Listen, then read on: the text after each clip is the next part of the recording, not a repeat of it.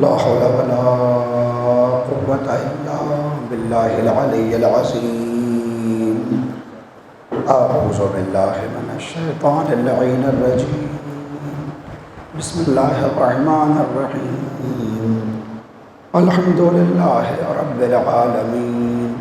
الصلاة والسلام على سيد الأنبياء والمرسلين طه وياسين سيدنا أبي القاسم محمد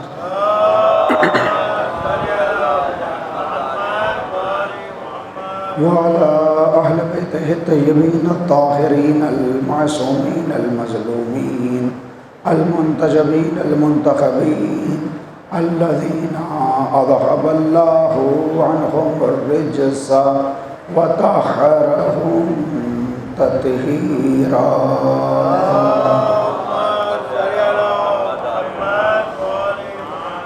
ولعنة الله على أعدائهم من الآن إلى قيام يوم الدين. أما بعد فقد قال الله سبحانه تبارك وتعالى في محكم كتابه الحكيم وهو أصدق الصادقين وقوله الحق. بسم الله الرحمن الرحيم. يا أيتها النفس المطمئنة ارجعي إلى ربك راضية مرضية فادخلي في عبادي وادخلي جنتي.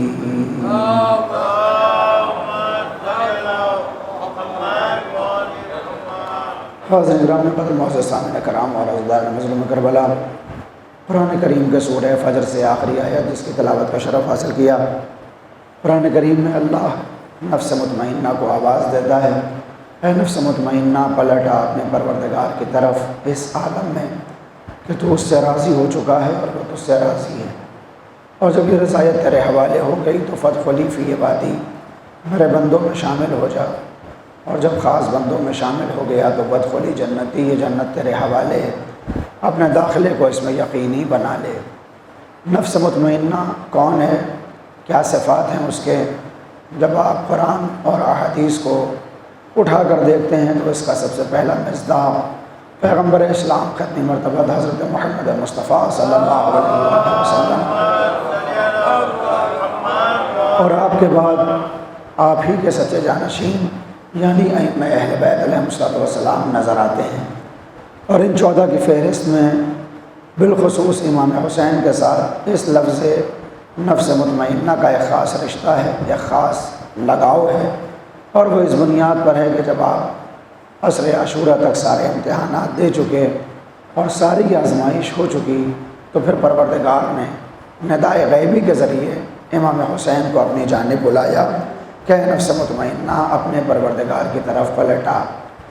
امام حسین 14 معصومین کی فہرست میں اکیلے ایسے معصوم ہیں کہ جن کے پاس بہت سی ایسی باتیں پائی جاتی ہیں جو دوسرے معصومین میں نہیں ہیں. حالانکہ ہمارا عقیدہ یہ ہے کہ یہ 14 کے 14 برابر ہیں. ان کا پہلا بھی محمد ہے، ان کا آخری بھی محمد ہے، ان کا وسط بھی، اور یہ سب کے سب محمد ہیں، کیونکہ پیغمبر نے خود کہا تھا اولنا محمد، اوسطنا محمد، آخرنا محمد، وکلنا محمد.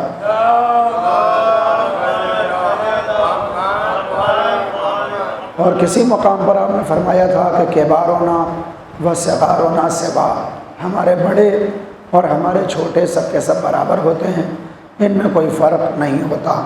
لہذا بہت سے کمالات ایسے نظر آتے ہیں جو ہر معصوم کے اندر پائے جاتے ہیں، چاہے وہ پہلے کی بات ہو، چاہے وسط کی بات ہو اور چاہے آخر کی. لیکن ذاتی طور پر کچھ خصوصیات ایسی ہوتی ہیں جو اپنے زمانے کے معصوم سے منسوب ہو جاتی ہیں اور کسی دوسرے کو یہ اختیار نہیں ہوتا کہ وہ ان صفات کے ذریعے اپنے آپ کا تعارف کروائے. مثال کے طور پر ہمارا عقیدہ یہ ہے کہ ہمارے زمانے کا جو بھی امام ہے وہ امام المتقین بھی ہے اور امیر المومنین بھی، لیکن لفظ امیر المومنین مخصوص ہو گیا ذات مولا کائنات سے، یعنی حضرت علی بن ابی طالب علیہ السلام سے.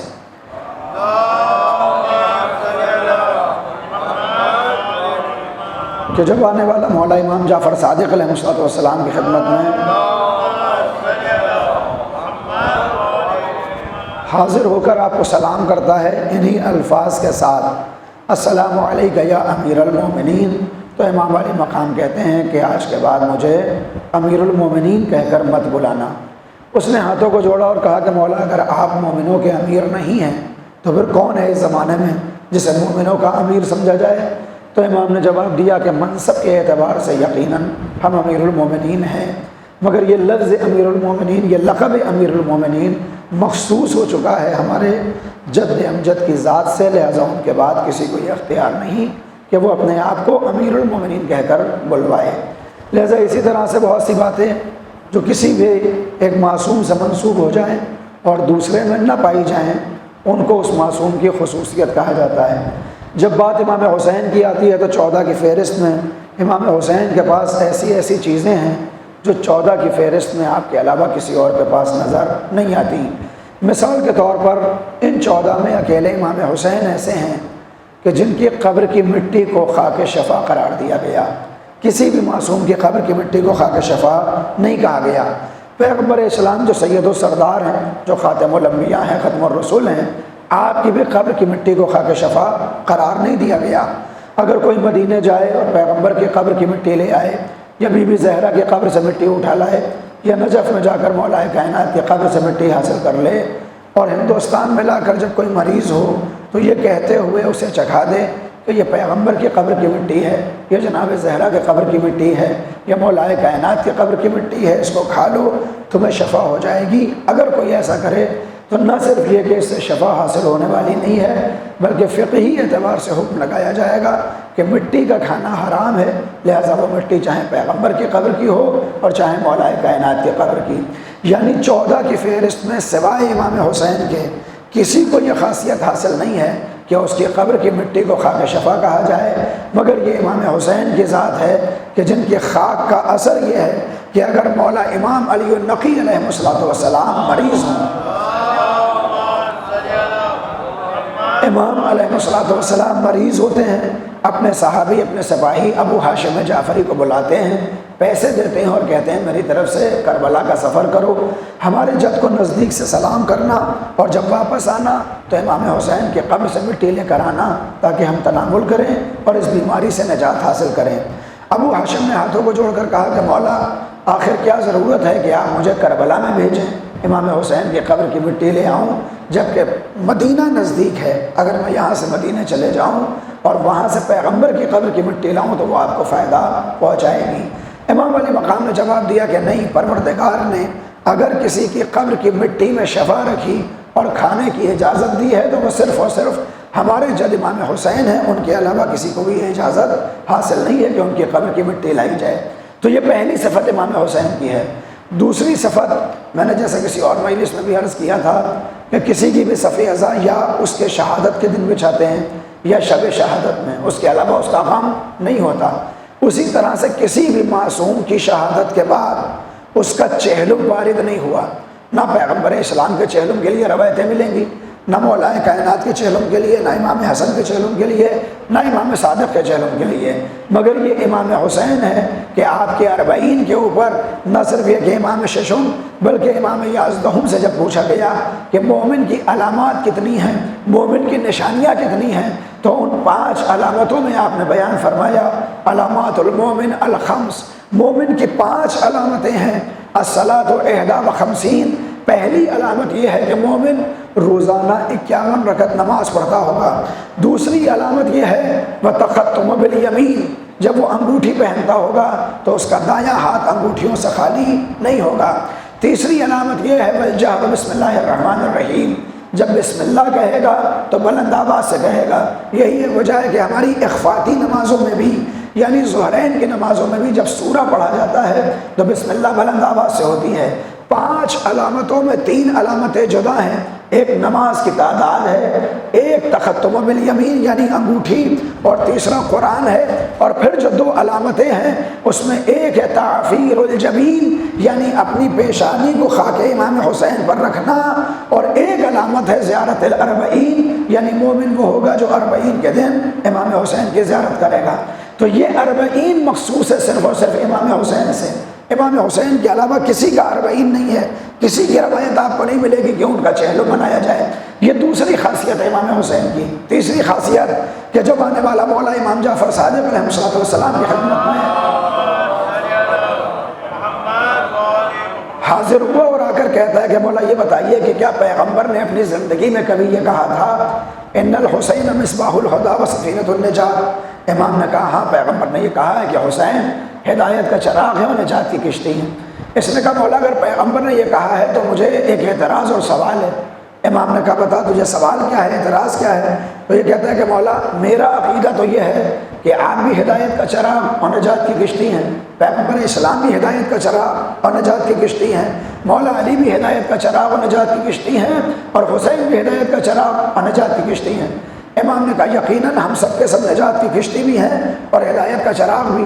اس نے کہا مولا یہی تو سوال ہے کہ جب آپ سب کے سب ہدایت کا چراغ بھی ہوں اور نجات کی کشتی بھی ہوں تو پیغمبر نے امام حسین کا نام لے کر کیوں کہا ان الحسین مصباح الہدی و سفینۃ النجات؟ امام مسکرائے اور مسکرا کر جواب دیا کہ تمہارا سوال بھی صحیح ہے اور پیغمبر کا کلام بھی صحیح ہے۔ کلنا سفینۃ النجات، کلنا سفن النجات، ہم سب کے سب نجات کی کشتیاں ہیں، ولیکن سفینۃ الحسین اوسع و اسرع، لیکن جو حسین کی کشتی ہے اس میں وسعت بھی زیادہ ہے اور اس میں سرعت بھی زیادہ ہے۔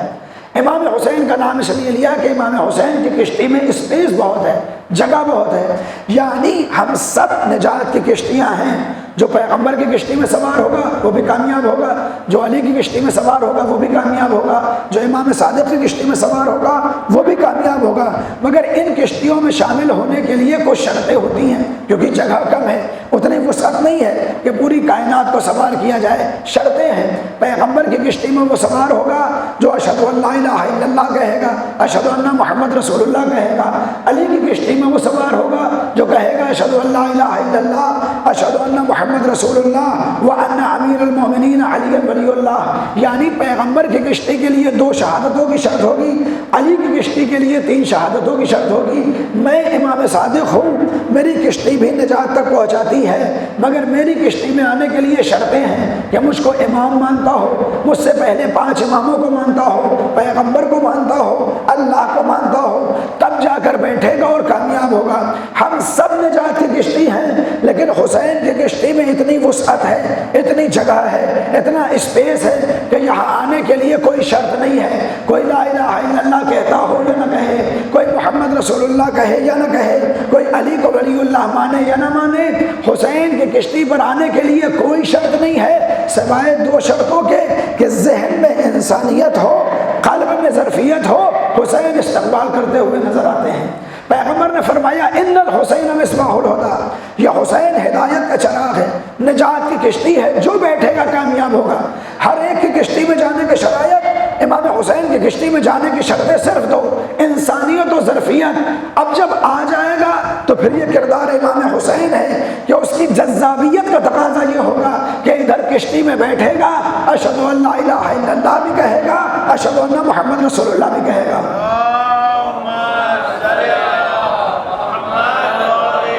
اور ہمیں اس کا ثبوت کربلا کے میدان میں نظر آیا کہ جب امام نے کشتی کو سجایا تو امام نے یہ قید نہیں لگائی کہ اس کشتی میں مسلمان آئیں گے، امام نے یہ قید نہیں لگائی کہ اس کشتی میں صرف اور صرف اہل ایمان آئیں گے، بلکہ جس کا دل بھی کیا، اگر ظرفیت ہے، اگر انسانیت ہے تو حسین نے دونوں باہیں پھیلا دی ہیں۔ وہم قلبی آیا ہے جس کا دین حسین کے دین جیسا نہیں ہے، جو اللہ کو نہیں مانتا، جو رسول کو نہیں مانتا، جو شریعت کو نہیں مانتا۔ کون ہے وہم قلبی؟ عیسائی ہے، مسیحی ہے، نصرانی ہے، یعنی توحید کا بھی قائل نہیں ہے، لیکن جب آ کر کہتا ہے کہ مولا میں آپ کی مدد کرنا چاہتا ہوں، آپ کے اوپر قربان ہونا چاہتا ہوں، تو امام نے یہ نہیں کہا کہ پہلے لا الہ الا اللہ کہو، پھر محمد رسول اللہ کہو، پھر میری کشتی میں آؤ۔ امام نے کہا بسم اللہ، ہم نے نجات کی کشتی سجائی اس لیے ہے کہ جس کا دل کرے وہ آ جائے۔ اب جب وہم اس کشتی میں آ گیا تو پھر اس نے کہا مولا اپنے ہاتھوں کو آگے بڑھائیے تاکہ میں بیعت بھی کروں اور اسلام کا اظہار بھی کروں۔ کشتی میں آیا اشہد ان لا الہ الا اللہ و اشہد ان محمد رسول اللہ، یعنی کشتی میں آنے کے لیے شرطیں نہیں ہیں، جب آئے گا تو مسلمان بھی ہو جائے گا، مومن بھی ہو جائے گا۔ دوسرا نام ذوالقین کا ہے۔ حضرت ذوالقین کا عقیدہ کیا تھا؟ حضرت ذوالقین کا دین کیا تھا؟ وہ دین ہے جو بقیہ یہ شہداء کا دین نظر نہیں آتا۔ ذوالفقارین امام حسین کو امام نہیں مانتے تھے، مولا کائنات کی امامت کو قبول نہیں کرتے تھے۔ بس شہادت سے 20 روز پہلے 20 ذی الحجہ کو امام حسین سے ملاقات ہوئی، اور اب جب مدد کا وعدہ کیا تو کشتی میں آئے اور حسین نے استقبال کیا۔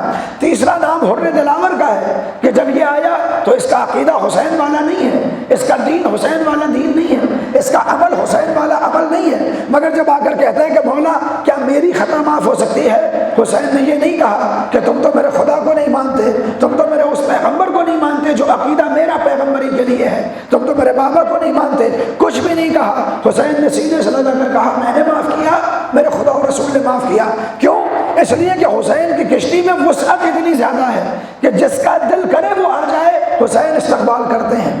دوسری خاصیت اس کشتی کی کیا ہے؟ کلنا سفن النجاة ولکن سفینۃ الحسین اوسع واسرع۔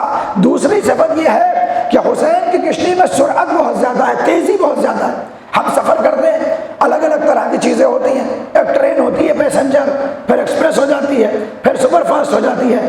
اسرع کا ترجمہ جب انگریزی میں کریں گے آپ تو انگریزی میں معنی نکلے گا سریع سیر، یعنی سپر فاسٹ۔ امام صادق نے فرمایا ہم سب نجات کی کشتیاں ہیں، جو بھی یہاں بیٹھے گا کامیاب ہوگا، مگر حسین کی کشتی میں تیزی اتنی زیادہ ہے، سرعت اتنی زیادہ ہے کہ جو سفر ہماری کشتی پر بیٹھ کر 10 برس میں 20 برس میں طے ہوتا ہے، حسین کی کشتی میں بیٹھ کر وہی سفر چند گھنٹوں میں طے ہو جاتا ہے۔ دلیل یہ ہے کہ جب امام حسین نے ظہر عاشورہ اپنے چاہنے والوں کو دیکھا، بچپن سے سنتے چلے آئے ہیں آپ، کیا کہا پیغمبر سے؟ کہا نانا جیسے سپاہی مجھے ملے ویسے سپاہی آپ کو نہیں ملے، بابا جیسے صحابی میرے پاس ہیں ویسے صحابی آپ کے پاس نہیں ہیں، اے بھیا حسن جیسے فدائی میرے پاس ہے ویسے آپ کے پاس نہیں ہے۔ امام نے یہ نہیں کہا کہ نانا جیسے آپ کے پاس تھے ویسے میرے پاس ہیں، یہ نہیں کہا کہ بابا جیسے آپ کے پاس تھے ویسے میرے پاس ہے، کہا جیسے مجھے ملے ویسے آپ کو نہیں ملے۔ پیغمبر کو کون ملا ہے؟ سلمان فارسی۔ پیغمبر کو کون ملا؟ ابو ذر غفاری۔ پیغمبر کو کون ملا؟ مقداد اسود۔ پیغمبر کے پاس کون ہے؟ عمار یاسر۔ امام حسین یہ کہہ رہے ہیں کہ جیسے مجھے ملے ویسے آپ کو نہیں ملے، یعنی شہداء کربلا کا مرتبہ سلمان جیسا نہیں ہے، سلمان سے اعلیٰ ہے، ابو ذر جیسا نہیں ہے، ابو ذر سے بڑا ہے، عمار کے جیسے حسین کے ساتھی نہیں ہے بلکہ عمار سے آگے نظر آتے ہیں۔ دلیل کیا ہے؟ کیوں ہے یہ زیادہ؟ کیونکہ آپ نے دیکھا ہے کہ سلمان کا مقام جتنا بلند ہو جائے، ابو ذر کو جتنی فضیلت مل جائے، مگر کسی بھی صحابی کو اس کے زمانے کا امام سلام کرتا ہوا نظر نہیں آتا۔ پیغمبر نے کبھی سلمان کو سلام نہیں کیا، مولا کائنات نے کبھی مالک اشتر کو سلام نہیں کیا، امام حسن نے اپنے صحابیوں کو سلام نہیں کیا، مگر الٹا دکھائی دیتا ہے جو ضروری ہے۔ سلمان نے ہمیشہ سلام کیا ہے پیغمبر کو، ابو ذر نے ہمیشہ سلام کیا ہے پیغمبر کو، یعنی تمام صحابہ وہ ہیں جو اپنے زمانے کے امام کو سلام کرتے ہیں۔ زمانے کا امام صحابی کو سلام کرتا نظر نہیں آتا، صحابی کی زیارت پڑھتا نظر نہیں آتا، مگر یہ حسین کے سپاہی ہیں، یہ حسین کے ساتھی ہیں کہ جب صادق آل محمد زیارت کربلا پر آتے ہیں تو ان شہداء کربلا کو سلام کرتے ہوئے کہتے ہیں السلام علیکم یا اولیاء اللہ و احباء و اصفیاء اللہ و اوداء، یعنی اے وہ کہ جو حسین کے ساتھ شہید ہو گئے، تم پر جعفر صادق کا سلام کہ تم اللہ کے ولی بھی ہو، اس کے چاہنے والے بھی ہو، تم اللہ کے ولی ہو۔ اور ان شہداء کربلا میں صرف حضرت عباس نہیں ہے، ان شہداء کربلا میں کہ جن کے لیے امام حسین نے کہا جیسے مجھے ملے ویسے آپ کو نہیں ملے، ان میں صرف بنی ہاشم نہیں ہے کہ کوئی کہے کہ علی اکبر کے لیے کہا، کوئی کہے کہ حضرت عباس کو دیکھ کر کہا، نہیں، ان شہداء میں حر دلاور بھی ہے، ان شہداء میں جن کے لیے کہا جا رہا ہے کہ جیسے مجھے ملے ویسے آپ کو نہیں ملے، اس میں بہن بھی شامل ہے، اس کے اندر حر دلاور بھی شامل ہے، اس کے اندر ذوالفقارین بھی شامل ہے، یعنی امام حسین کی کشتی پر بیٹھ کر اتنی تیزی سے یہ سفر طے ہوا کہ جو مقام سلمان و ابو ذر نے 23 برس تک پیغمبر کے ساتھ زندگی گزار کر حاصل نہیں کیا، اسی سفر کو امام حسین کی کشتی پر بیٹھ کر زہیر نے 20 دن میں حاصل کیا، وہب کلبی نے 8 دن میں حاصل کیا، حر دلاور نے 4 گھنٹوں میں حاصل کیا۔ کب آیا وہب کلبی؟ 2 محرم کو آیا۔ کب شہید ہو گیا؟ 10 محرم کو شہید ہو گیا، یعنی کتنے دن امام حسین کے ساتھ ہے؟ صرف 8 دن۔ ذوالفقارین کب آیا؟ 20 ذی الحجہ سن 60 ہجری۔ کب شہید ہوا؟ عصر عاشورہ سے پہلے 10 محرم 61 ہجری کو شہید ہو گیا۔ کتنے دن امام حسین کے پاس ہے؟ 10 دن ہے 60 ہجری سے اور 10 دن ہے 61 ہجری سے، صرف 20 دن امام حسین کے پاس ہے۔ اور حر دلاور کتنے دنوں کے لیے آیا؟ دنوں کے لیے نہیں، صبح عاشورہ کی نماز اس نے پڑھی ہے یزیدی خیموں میں، اور جب صبح کی نماز پڑھ چکا تو اچانک اپنے بیٹے سے کہتا ہے میرے لال جو میں سن رہا ہوں کیا تم بھی وہی سن رہے ہو؟ تو بیٹے نے کہا بابا ہاں میں بھی سن رہا ہوں۔ کیا سن رہے ہو؟ کہ حسین کے چھوٹے چھوٹے بچے التش التش کی آوازیں بلند کر رہے ہیں، ہائے پیاس کی آوازیں بلند کر رہے ہیں۔ سید العلماء کہتے ہیں کہ جیسا باوقار باپ تھا ویسا ہی باعظمت بیٹا بھی تھا۔ شب عاشورہ عمر سعد نے حکم دیا تھا کہ ڈھول بجائے جائیں، شادیانے بجائے جائیں، تاکہ حسین اگر کسی کو مدد کے لیے بلائیں تو ان کی آواز لوگوں تک نہ پہنچے۔ لیکن جب باپ نے بیٹے سے کہا کہ جو میں سن رہا ہوں کیا تم بھی سن رہے ہو، تو بیٹے نے یہ نہیں کہا کہ میں ڈھول و نگاڑوں کی آوازیں سن رہا ہوں، کہ میں حسین کے بچوں کی پیاس سن رہا ہوں، آوازیں سن رہا ہوں۔ اور تڑپ گیا، جانتے ہو ان کا ذمہ دار کون ہے، ان کا مجرم کون ہے؟ بیٹے نے ہاتھوں کو چھوڑا، بابا ان بچوں کی پیاس کے مجرم آپ ہیں، اگر آپ میدان کربلا میں نہ لے کر آتے تو یہ پیاسے نہ ہوتے۔ بس حر نے اتنا سنا، کہا میرے لال اگر میں مجرم ہوں تو مجرم کے ہاتھوں میں ہتھکڑی ہوتی ہے، پاؤں میں بیڑی ہوتی ہے، میرے ہاتھوں میں رومال کی ہتھکڑی لگا دے، پاؤں میں میرے بیڑی اس رومال کی بنا دے، میں حسین کی خدمت میں جاؤں گا، اپنے گناہوں کا اقرار کروں گا، حسین کریم ابن کریم ہے، معاف فرمائے گا۔ بیٹا، غلام، بھائی اور حر، یہ چھوٹا سا قافلہ یزیدی لشکر سے نکلا۔ کب نکلا؟ صبح عاشورہ کی نماز پڑھنے کے بعد، ظہر عاشورہ سے پہلے حسین کے پاس آیا، اور اب تاریخ بتاتی ہے کہ جب آیا ہے تو چہرے کے اوپر سپر رکھ کے آیا ہے۔ عرب کا طریقہ یہ تھا کہ تلوار نکال کر کوئی آئے تو اس کا مطلب یہ ہے کہ وہ جنگ کا خواہاں ہے، وہ جنگ کرنا چاہتا ہے، اور سپر رکھ کے آیا تو اس کا مطلب یہ ہے کہ وہ امان میں آیا ہے، وہ جنگ نہیں کرنا چاہتا، لہذا سپر کو اپنے چہرے پہ رکھا ہے۔ اور پھر سید العلماء کہتے ہیں کہ شاید اس لیے بھی چہرے کو چھپایا ہوگا کہ کیسے حسین سے آنکھیں ملائے گا، کیسے آنکھیں ملائے گا اور نظریں ملائے گا، اس لیے کہ اس حسین نے تو جب اس کے لشکر کو پیاسا دیکھا تھا تو اپنے مشق کے دہانے دشمنوں کے لیے کھولے تھے، اور یہ وہ حر ہے کہ جس نے 4 محرم سے آج تک حسین کے اوپر پانی بند کر رکھا ہے، شرمندگی کی بنیاد پر نگاہیں نہیں ملا سکتا تھا، سپر رکھ کر آیا، میرے آقا کیا میری خطا معاف ہو سکتی ہے، کیا میرا گناہ معاف ہو سکتا ہے؟ تو حسین نے بھی اس کی لاج رکھی، یہ نہیں کہا کہ حر میں نے معاف کیا، کہا اے آنے والے ذرا چہرہ تو دکھا کہ تو ہے کون، آخر شرمندہ کیوں ہے، اس سپر کو تو ہٹا۔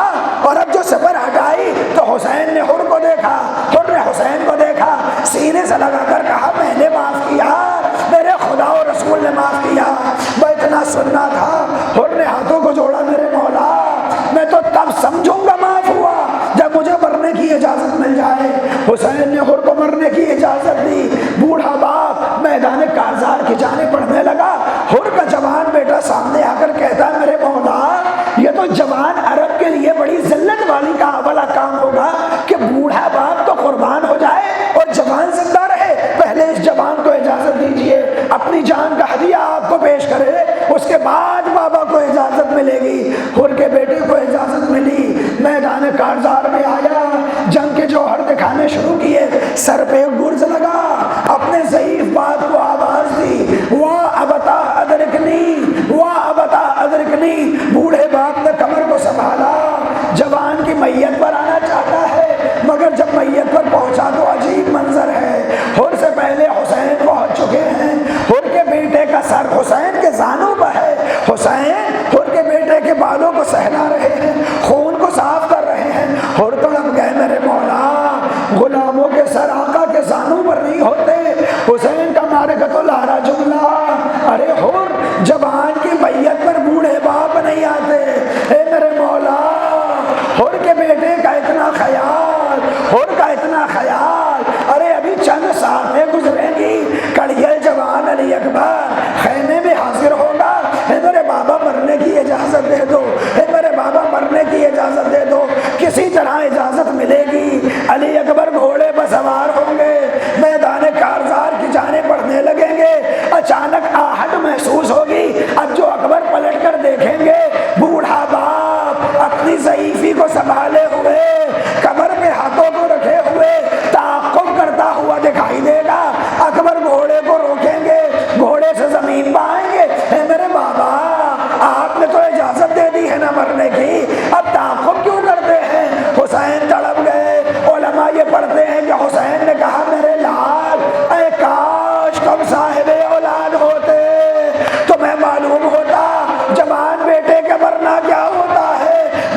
سنا کہ میرے بابا آج تو دین پر فدا ہونا ہے نا، دین پر قربان ہونا ہے، اجازت بھی مل گئی ہے میدان میں جانے کی، اب مجھے رخصت فرمائیں۔ حسین نے دوبارہ رخصت کیا، بلکہ نہ کہا میرے لال جب تک میدان کارزار میں نہ پہنچ جانا پلٹ کر دیکھتے رہنا، اس لیے کہ تمہارے باپ کا آخری سہارا تمہاری شکل میں موجود تھا۔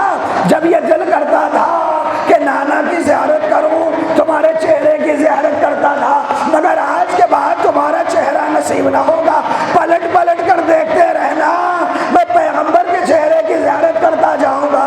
لیجیے علی اکبر خیموں سے جدا ہوئے، باپ سے رخصت ہوئے، میدان کارزار میں آئے، وہ اکبر کہ جو اخلاق میں پیغمبر سے مشابہ تھا، جسم و جسمانیت میں پیغمبر سے مشابہ تھا، میدان کارزار میں پہنچا، تلوار کو نکالا، حیدری خون کا اثر دکھایا، فوجیں دیوار کوفہ سے ٹکرانے لگی۔ کسی نے کہا یہ تو حیدر کرار کی شبیہ نظر آتا ہے، 120 افراد کو واصل جہنم کیا، مگر ایک وہ موقع آیا کہ جب ایک ظالم نے سر پہ ایک تلوار لگائی، اکبر گھوڑے پہ ڈگمگانے لگے، زمین کربلا پر آنا چاہتے تھے، دوسرے ظالم نے ایک برچھی اکبر کے سینے میں جو لگائی، اکبر زمین پہ آنے لگے، باپ کو سلام کیا، علیکہ منی السلام یا بتا، اے میرے بابا اکبر کا سلام قبول کرو۔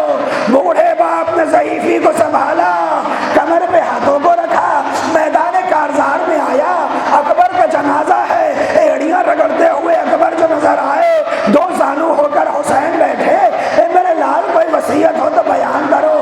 اکبر کیا وصیت بیان کرتے، ایڑیاں رگڑتے جاتے تھے، سینے پہ ہاتھ رکھے ہوئے تھے۔